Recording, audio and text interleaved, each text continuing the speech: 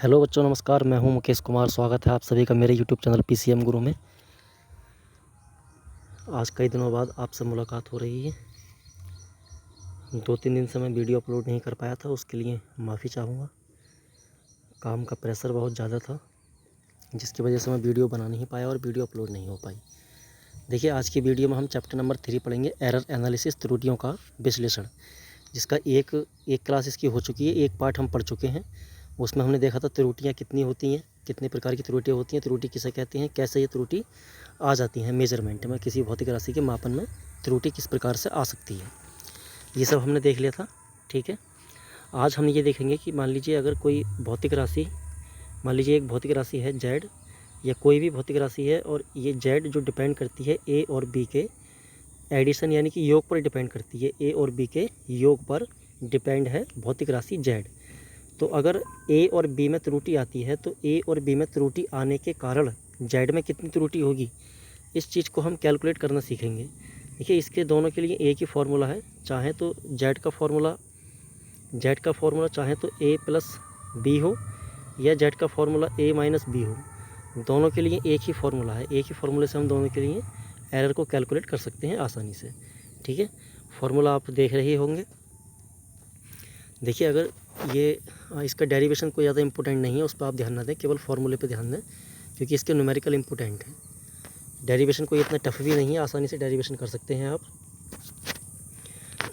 देख लेते हैं एक बार डेरिवेशन को, लेकिन पहले आप फार्मूला देख लीजिए। अगर ए में और बी में जो एरर हैं, अगर ए में एरर डेल्टा ए और बी में एरर डेल्टा बी है, तो जेड में एरर जो होगी, यानी कि जो डेल्टा जेड की वैल्यू होगी, वो delta A plus delta B के इक्वल होगी। ठीक है, और इसी तरह से अगर कोई राशि एक है, कोई भौतिक राशि है जेड, और इसका फार्मूला ए माइनस बी है, तो यहाँ भी ए में अगर मान लिया जाए कि डेल्टा ए एरर है और बी में डेल्टा बी एरर है, तो जेड में जो एरर होगी यानी कि डेल्टा जेड, वो भी हम इसी फार्मूले से प्राप्त कर सकते हैं आसानी से। ठीक है, अब मैं आपको जल्दी से इनका डेरिवेशन बता देता हूँ 1 मिनट में, ज़्यादा टाइम नहीं लगेगा। डेरिवेशन इंपॉर्टेंट नहीं है, लेकिन फिर भी आप देख लीजिए एक बार। देखिए, जो भौतिक राशि है जेड, उसको हमने मान लिया है जेड बराबर ए प्लस बी यहाँ पर। अब जो ए में एरर है वो डेल्टा ए है, बी में जो एरर है वो डेल्टा बी है, और डेल्टा ए और डेल्टा बी एरर आने के कारण जेड में जो एरर है वो एरर है हमारी डेल्टा जेड। अच्छा, यहाँ पर ये और ध्यान दें कि जो हमने डेल्टा ए और डेल्टा बी एरर मानी है, ये निरपेक्ष त्रुटियाँ हैं।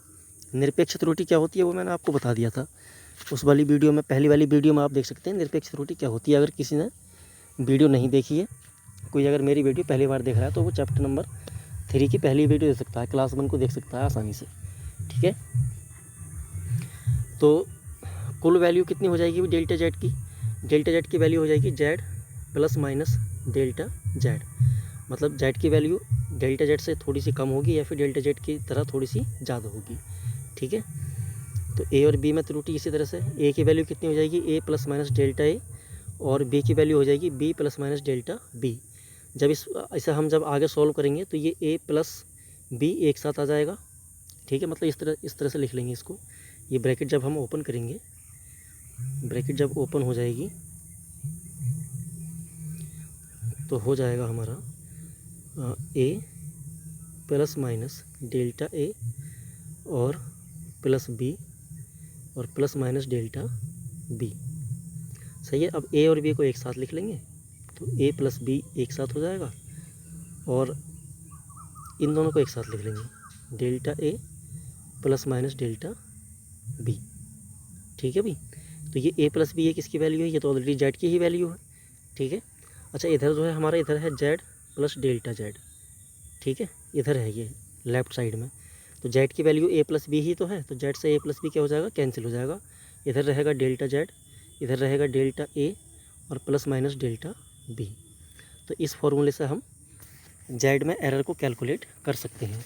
ऐसे ही इस फॉर्मूले को हम दूसरे वाले फॉर्मूले, यानी कि जो माइनस वाला फॉर्मूला है डिफरेंस वाला, उसके लिए भी ड्राइव कर सकते हैं। वो भी, उसका डेरिवेशन भी बिल्कुल सेम टू सेम है, इसी तरह से डेरिवेशन है। ठीक है, इसमें ज़्यादा टेंशन लेने की आवश्यकता नहीं है। इसमें केवल आपको फॉर्मूला याद करना है, delta Z equals to plus minus delta A plus delta B. इसी तरह से अगर फार्मूला, अगर जेड भौतिक राशि ए माइनस बी पर डिपेंड करती है तो भी फार्मूला सिमिलर ही रहेगा, उसमें कोई चेंज नहीं आने वाला है। ठीक है, चलिए आगे देखते हैं। अब ये देखते हैं कि अगर कोई भौतिक राशि दो राशियों के मल्टीप्लिकेशन यानी कि उनकी गुणा पर डिपेंड करती है, उनकी गुणा के बराबर है, तो फिर कैसे हम एरर को कैलकुलेट करेंगे। देखिए इसके एग्जांपल्स न्यूमेरिकल्स अभी मैं करा रहा हूँ आपको थोड़ी देर में। पहले सारे फॉर्मूले देख लेते हैं हम, देखिए ध्यान से। तो माना कोई भौतिक राशि जेड दो भौतिक राशियों ए और बी के गुणनफल के बराबर है, मतलब इनके गुणनफल के बराबर है, तो जेड की वैल्यू कितनी हो जाएगी, ए इंटू बी हो जाएगी। भौतिक राशियों ए व बी के मापित मान में क्रमशः A plus minus delta A तथा B plus minus delta B, जहाँ डेल्टा ए और डेल्टा बी इन राशियों में निरपेक्ष त्रुटियाँ हैं। ठीक है, यदि भौतिक राशि जेड में निरपेक्ष त्रुटि डेल्टा जेड हो तो पहले की तरह कर लेंगे फिर इक्वेशन को। जेड के साथ क्या जोड़ लेंगे, डेल्टा जेड, और ए और बी के साथ क्या जोड़ लेंगे, ए के साथ प्लस माइनस डेल्टा ए और बी के साथ प्लस माइनस डेल्टा बी। उसके बाद फिर हम इनका मल्टीप्लिकेशन कर लेंगे। तो जब इनका मल्टीप्लिकेशन करेंगे तो ए का मल्टीप्लिकेशन बी के साथ होगा तो ए भी हो जाएगा, फिर ए का मल्टीप्लिकेशन डेल्टा बी के साथ होगा यानी कि ए इंटू डेल्टा बी वाली टर्म आएगी, फिर डेल्टा ए का मल्टीप्लिकेशन बी के साथ होगा तो जब डेल्टा ए का मल्टीप्लिकेशन जब बी के साथ होगा तो बी इंटू डेल्टा ए वाली टर्म आ जाएगी, और फिर इन दोनों का आपस में मल्टीप्लिकेशन होगा यानी कि डेल्टा ए और डेल्टा बी का, तो delta A into delta B आ जाएगा। ठीक है, इतनी बात समझ में आ गई। अगली लाइन देखते हैं, अगली लाइन में क्या है। तो ये जो ए इंटू बी है इसकी वैल्यू फिर से क्या हो जाएगी, जेड हो जाएगी। यहाँ से ये जेड के इक्वल ही तो है, तो इसकी जगह पर हम क्या लिख देंगे, जेड लिख दिया इसकी जगह पे। ठीक है, यहाँ पे फिर ये दोनों टर्म ऐसे ही आ जाएंगी और ये भी ऐसे ही आ जाएगी। ठीक है, आप कह सकते हैं कि ये जो हमारा जेड है, इस जेड से ये जेड कैंसिल हो जाएगा, जेड से जेड क्या हो जाएगा, कैंसिल हो जाएगा। तो आगे इक्वेशन क्या बचेगी, आगे इक्वेशन बचेगी delta Z equals to B into delta B plus minus A into delta B plus minus delta A into delta B. ठीक है, बाएं पक्ष में जेड से तथा दाएं पक्ष में ए बी से भाग देने पर, क्योंकि दोनों पक्षों में इक्वल वैल्यू से डिवाइड करेंगे तो जेड और ए बी इक्वल ही तो हैं, जेड ए बी क्या है, इक्वल है। तो बाएं पक्ष में जेड से डिवाइड करेंगे और दाएं पक्ष में यानी कि राइट हैंड साइड में ए इंटू बी से डिवाइड करेंगे। तो जब डेल्टा जेड को जेड से डिवाइड करेंगे तो ये टर्म हो जाएगी। ठीक है, बी इंटू डेल्टा ए को ए बी से डिवाइड करेंगे तो ये टर्म आ जाएगी, यहाँ पर बी से बी क्या हो जाएगा, आपका कैंसिल हो जाएगा। अगली टर्म में A into delta B upon A B हो जाएगा, तो यहाँ पर क्या हो जाएगा आपका, यहाँ पर आपका ए से ए कैंसिल हो जाएगा। ठीक है, और इस तरह से यहाँ पर भी डेल्टा ए के अपॉन में ए लिख लेंगे, डेल्टा बी के अपॉन में बी लिख लेंगे। ठीक है भाई, ये बात आपको समझ में आ गई होगी।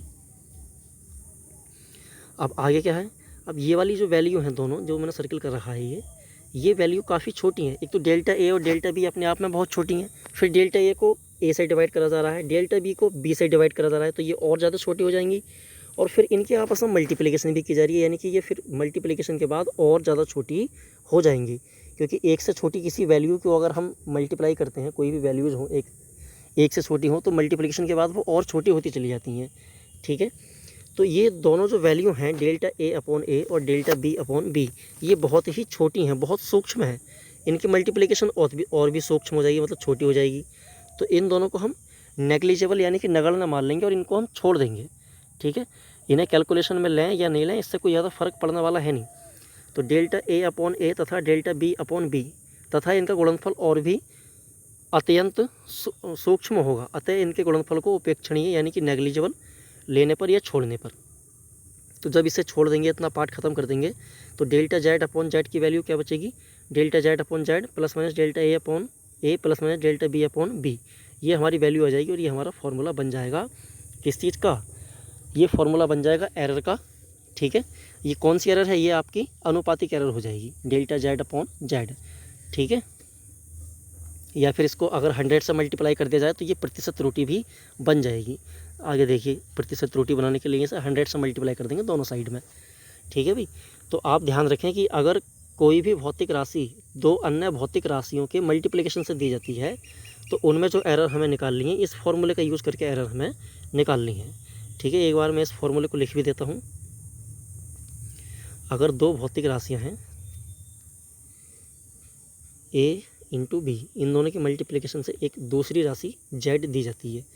ठीक है, तो जेड में जो एरर आएगी डेल्टा जेड अपॉन जेड, ये किसके इक्वल होगी, डेल्टा ए अपॉन ए और प्लस में डेल्टा बी अपॉन में बी। ठीक है, अगर इसे 100 से मल्टीप्लाई कर दिया जाए तो ये मैं क्या बता रहा हूँ क्या बन जाएगा, डेल्टा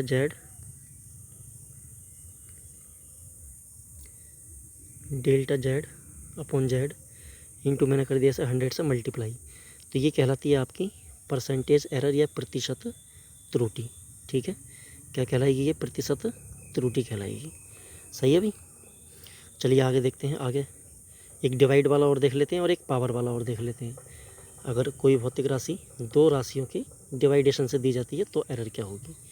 ठीक है, देखिए भैया आगे देखिए, यहाँ पर ये मैक्सिमम त्रुटि और परसेंटेज त्रुटि भी होती है। जैसा कि मैं बता रहा था आपको, जेड के मापन में भिन्नात्मक त्रुटि अधिकतम होगी जब निरपेक्ष त्रुटियों डेल्टा ए व डेल्टा बी के चिन्ह समान होंगे। देखो यहाँ पर हम क्या ले रहे हैं? प्लस माइनस ले रहे हैं ना। ठीक है, तो अगर हमें मैक्सिमम त्रुटि लेनी है, मतलब अधिकतम त्रुटि अगर हमें लेनी है, तो हमें यहाँ पर क्या लेना पड़ेगा? केवल प्लस लेना पड़ेगा। क्या लेना पड़ेगा? केवल प्लस लेना पड़ेगा। तो बाकी सारे चिन्ह को हम छोड़ देंगे और क्या लेंगे? यहाँ पर प्लस लेंगे। तो delta Z upon Z maximum बता रहा है अधिकतम को। मैक्सिमम की वैल्यू क्या हो जाएगी? Plus minus delta A upon A plus delta B upon B. ठीक है, यहाँ पर नीचे इन्होंने इस सूत्र को हिंदी में लिख दिया है। तो अतः दो भौतिक राशियों के भाग, अच्छा ये भाग वाला है, मल्टीप्लिकेशन वाला इधर साइड में लिख रहा हूँ, उसमें भी यही लिख रहा है, कुछ और नहीं लिख रहा है। देख लीजिए, ये लिख रहा है, देखिए, अतः दो भौतिक राशियों के गुणन में अधिकतम भिन्नात्मक त्रुटि गुणक भौतिक राशियों की अलग अलग भिन्नात्मक त्रुटियों के योग के बराबर होती है। इनके दोनों के लिए भी सेम फॉर्मूला है, चाहे राशि डिवाइडेशन से दी जाए, मतलब दो भौतिक राशियों के भागफल से दी जाए या गुणनफल से दी जाए, दोनों के लिए फॉर्मूला सेम ही है। भागफल के लिए भी यही फॉर्मूला आता है, गुणन के लिए भी यही फॉर्मूला आता है। देखिए भागफल का फॉर्मूला ये वाला है, इसके लिए फॉर्मूला ये है, सेम फॉर्मूला दोनों के लिए। ये वाला फॉर्मूला है इसके लिए, ये वाला, और परसेंटेज एरर के लिए ये वाला फॉर्मूला है। ठीक है, अब मैं आपको एक फार्मूला और बता देता हूँ, जो होता है पावर वाला, कि अगर एक भौतिक राशि इस प्रकार से दी जाती है कि एक राशि दूसरी राशि की पावर में है, या कुछ भी पावर है दूसरी राशि की, तो उसके लिए हम कैसे त्रुटि निकालेंगे। देखिए जैसे ये है, जेड बराबर ए की पावर एन है, मतलब जेड जो डिपेंड करती है वो ए की एन पावर पर डिपेंड करती है।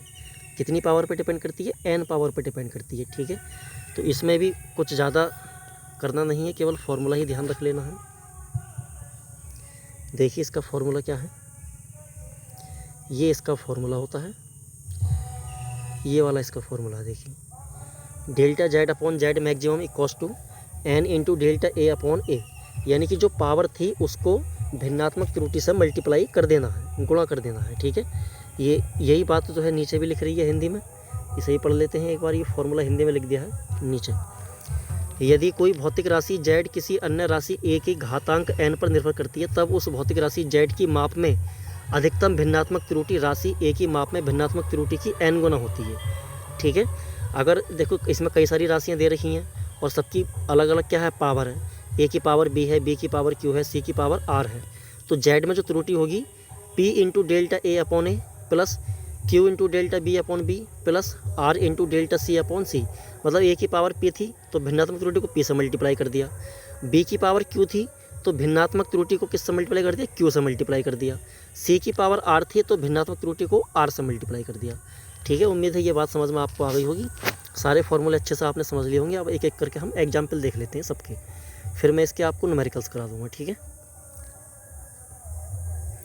देखिए भाई यहाँ पर पहला एग्जाम्पल दिया है, ये दो छड़ हैं, दो छड़ों की लंबाई क्रमशः plus minus 20 plus minus 0.2 metre तथा 12 प्लस माइनस 0.1 मीटर है।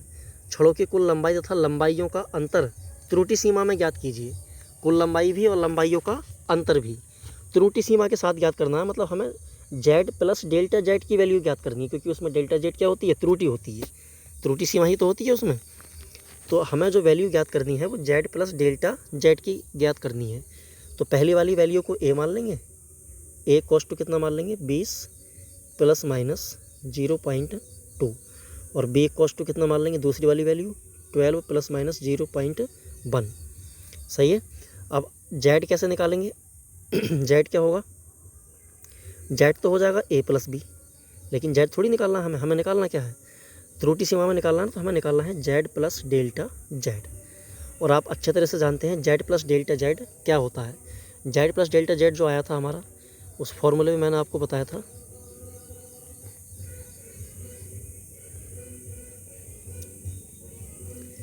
जेड प्लस डेल्टा जेड की वैल्यू आई थी जेड प्लस डेल्टा जेड, इसकी वैल्यू आई थी A plus B plus minus delta B और प्लस माइनस डेल्टा ए।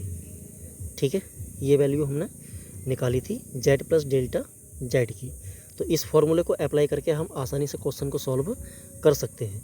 सबकी वैल्यूज़ आपको पता है चल ही गई होंगी। ए की वैल्यू हो जाएगी आपकी 20 और डेल्टा ए की वैल्यू हो जाएगी आपकी 0.2।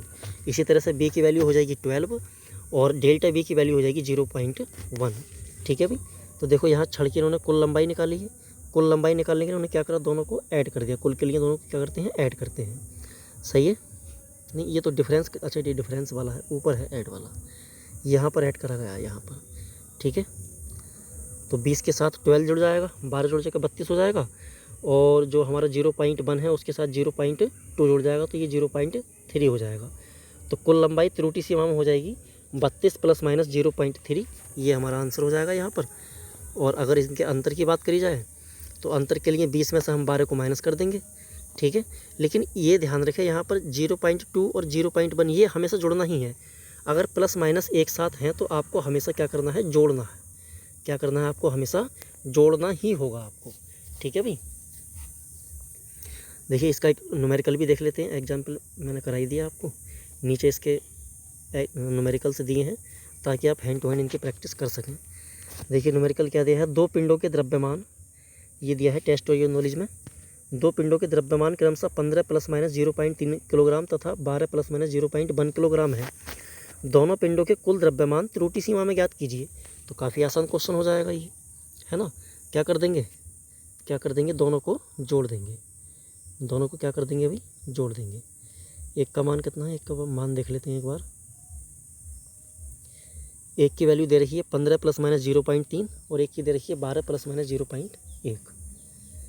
तो 15 प्लस माइनस 0.3, दूसरी की वैल्यू है 12 प्लस माइनस 0.1। ये 3 नहीं था, 2 ही था यहाँ पर। तो इन दोनों को हम क्या कर लेंगे, ऐड कर लेंगे। तो ये मैंने अभी बताया था, ये तो हो जाएगा प्लस माइनस 0.3 और ये हो जाएगा आपका कितना, 27। तो ये हो जाएगा हमारा आंसर। त्रुटि सीमा में दोनों पिंडों को एक साथ जोड़ने पर उनका कुल द्रव्यमान निकल कर आ जाएगा। ठीक है भाई, समझ में आ गई होगी बात। बहुत ही आसान न्यूमेरिकल है, मतलब सिंपल जोड़ना ही है इसमें और कुछ ज़्यादा करना ही है। अगर अंतर पूछ रहा है तो उसमें माइनस कर देना है। ठीक है, ये देखिए इसका आंसर देख लेते हैं एक बार। 27.0 अच्छा 0.3 ही था, तो 0.3 में 0.4 हो जाएगा। इसी तरह से क्वेश्चन नंबर 4 है। क्वेश्चन नंबर 4 लिख रहा है इसमें, धातु की एक छड़ के एक सिरे का ताप 35 प्लस माइनस 0.4 डिग्री सेल्सियस है तथा दूसरे सिरे का ताप 12 प्लस माइनस 0.2 डिग्री सेल्सियस ज्ञात किया गया है। छड़ के सिरों का तापांतर त्रुटि सीमा में ज्ञात कीजिए। यहाँ पर तापांतर यानी कि तापों का अंतर पूछा है, तो 35 प्लस माइनस 0.4 में से 12 प्लस माइनस 0.2 को माइनस कर देंगे। ठीक है, माइनस जब आप करेंगे तो 0.4 में से 0.2 को माइनस करेंगे तो क्या आ जाएगा आपका, हाँ ये मैंने बताया था आपको, ये क्या करना है, हमेशा जोड़ना है। तो 0.4 और 0.2 क्या हो जाएगा आपका, 0.6 हो जाएगा। और इन दोनों को आप जोड़ेंगे तो 35 और 12 क्या हो जाएगा आपका, ये 35 में से 12 जाएंगे तो 23 बच जाएगा। ठीक है, तो इसका आंसर आपका ये हो जाएगा। इस तरह से आप और भी एग्जाम्पल्स देखकर अगर आप थोड़ा सा समझ रखते हैं अपनी, है ना, तो ये एग्जाम्पल्स देखकर आप आसानी से न्यूमेरिकल कर सकते हैं। न्यूमेरिकल करना ज़रूर सीखें भाई, न्यूमेरिकल से सही फिजिक्स आपको सही से समझ में आती है। देखिए ये गुणन का न्यूमेरिकल एग्जाम्पल दिया गया है यहाँ पर। अच्छा गुणन का एग्जाम्पल नीचे दिया होगा और ये दिया है, देखो यहाँ पर गुणन वाला एग्जाम्पल। एक आयताकार कागज़ की लंबाई तथा चौड़ाई क्रमशः 25.2 सेंटीमीटर, 16.8 सेंटीमीटर जो कि 0.1 सेंटीमीटर की परिशुद्धता के साथ मापी गई हैं, तो कागज़ के क्षेत्रफल में प्रतिशत त्रुटि ज्ञात कीजिए। काफ़ी इंपॉर्टेंट क्वेश्चन है ये। ठीक है, इसकी लैंग्वेज भी थोड़ा सा आपको परेशान कर रही होगी, बिल्कुल भी परेशान होने की आवश्यकता नहीं है। मैं बताता हूँ, देखिए इसका किसमें कौन सी बात का, कौन सी लाइन का क्या मतलब है। देखिए भाई, ये तो आयताकार जो कागज़ इन्होंने बताया है ये तो लंबाई हो गई और ये हो गई चौड़ाई उसकी, ठीक है। अब ये लंबाई और चौड़ाई जो मापी गई है ये 0.1 सेंटीमीटर परिशुद्धता वाले पैमाने से मापी गई हैं। तो परिशुद्धता का मतलब मैंने बताया था आपको, परिशुद्धता मतलब लीस्ट काउंट जो होती है, मतलब उससे ज़्यादा शुद्ध नहीं माप सकता वो, ठीक है। मतलब कहने का ये है कि जो स्केल है, स्केल पे जो सबसे छोटा खाना है वो 0.1 सेंटीमीटर है, यानी कि वो 1 मिलीमीटर है। कितने मिलीमीटर है? 1 मिलीमीटर है। अच्छा, जब सबसे छोटा खाना 1 मिलीमीटर है तो उसमें जो त्रुटि होने के चांस रहेंगे वो भी किस में रहेंगे? 1 मिलीमीटर में ही रहेंगे, क्योंकि उससे कम उसमें खाने हैं ही नहीं। इस बात को ध्यान से समझ रहे भी, उससे छोटा खाना उसमें है ही नहीं, तो त्रुटि हो ही नहीं सकती। उससे कम त्रुटि या उससे ज़्यादा त्रुटि हो ही नहीं सकती, ठीक है। तो ये जो इन्होंने वैल्यू इसमें दे रखी है 0.1 सेंटीमीटर, आगे से आप ध्यान रखेंगे जो भी कोई न्यूमेरिकल पढ़ेंगे, जो लिस्ट काउंट दी जाएगी उपकरण की उसे ही हम त्रुटि मानेंगे, उसे ही क्या मानेंगे? त्रुटि मानेंगे, ठीक है। और जब हम त्रुटि और वास्तविक वैल्यू यानी कि डेल्टा A/A ले लेंगे तो ये क्या बन जाएगी आपकी? ये बन जाएगी आपकी भिन्नात्मक त्रुटि। ये क्या बन जाएगी भाई? भिन्नात्मक त्रुटि। और अभी मैंने बताया कि अगर इसे हम 100 से गुणा कर देंगे तो क्या बन जाएगी ये? तो बन जाएगी ये प्रतिशत त्रुटि। तो क्या बन जाएगी ये? प्रतिशत त्रुटि। तो हमसे यही पूछा है प्रतिशत त्रुटि कितनी होगी, ठीक है। तो यहाँ पर सारी वैल्यूज़ मैं आपको बता देता हूँ कौन सी वैल्यू क्या है। देखिए, लंबाई को हम A मान लेते हैं। लंबाई को क्या मान ले रहे हैं? A। तो A की वैल्यू आपकी हो जाएगी 25.2 सेंटीमीटर और डेल्टा A की वैल्यू हो जाएगी आपकी 0.1 सेंटीमीटर। इसी तरह से B की वैल्यू हो जाएगी आपकी 16.8 सेंटीमीटर और डेल्टा B की वैल्यू भी आपकी हो जाएगी कितनी भाई? 0.1 सेंटीमीटर। तो ये मल्टीपल, अच्छा एरिया पूछा ना, क्षेत्रफल में प्रतिशत त्रुटि। तो क्षेत्रफल को अगर Z माना जाए तो Z बराबर A इंटू बी, यानी कि लेंथ इंटू ब्रीथ, लंबाई गुणा चौड़ाई ही तो होता है, ठीक है। तो Z में त्रुटि कैसे निकालेंगे? ये आपने फॉर्मूला देख ही लिया है, बड़ी आसानी से आप इसे यहाँ से आगे कैलकुलेट कर सकते हैं। आगे जो इसमें करा हुआ है वही मैं आपको समझा देता हूँ, ठीक है। देखिए भाई, ये फॉर्मूला लगा दिया हमने। अच्छा, इन्होंने लेंथ को L मान लिया है और जो त्रुटि है निरपेक्ष त्रुटि उसे डेल्टा L, चौड़ाई को B और निरपेक्ष त्रुटि को डेल्टा B, ये चारों वैल्यूज इन्होंने ले ली हैं। एरिया को A मान लिया है तो A कोस टू कितना होता है? L into B, length into breath, ठीक है। तो यहाँ से आगे को सॉल्व कर लेंगे आप आसानी से। A में कितनी एरर हो जाएगी? A में अगर परसेंटेज एरर की बात करेंगे तो डेल्टा A/A इंटू में 100, इसी तरह से इधर डेल्टा L/L इंटू में 100 और डेल्टा B/B इंटू में 100, सही है। इनकी सबकी वैल्यू पुट कर देंगे। डेल्टा L की वैल्यू 0.1 और L की वैल्यू 25.2, आगे फिर डेल्टा B की वैल्यू 0.1 और B की वैल्यू 16.8 इंटू में 100 आ जाएगा, ठीक है। इसको आप सॉल्व कर लेंगे तो ये आपका 0.4 आ जाएगा और ये आ जाएगा आपका 0.6 और इन दोनों को जोड़ने पर बन जाएगा आपका 1.0। तो परसेंटेज एरर जो आएगी एरिया में वो आएगी आपकी 1%, ठीक है भाई। उम्मीद है न्यूमेरिकल आपको समझ में आ गया हो, ये एग्जाम्पल समझ में आ गया हो। इस तरह के न्यूमेरिकल्स भी हम आगे करेंगे, ठीक है। बाकी जितने इसमें और एग्जाम्पल्स दिए हैं उन्हें आप देख लें और अपने आप से करने की कोशिश करें, इसमें देख के बिल्कुल ना करें। देखिए, एक ये दिया है यहाँ पर, ये डिवाइडेशन वाला एग्जाम्पल दे दिया आपको, प्रतिरोध R बराबर B/I। तो इसका करने का तरीका भी सेम ही है, आप जानते ही हैं, ठीक है।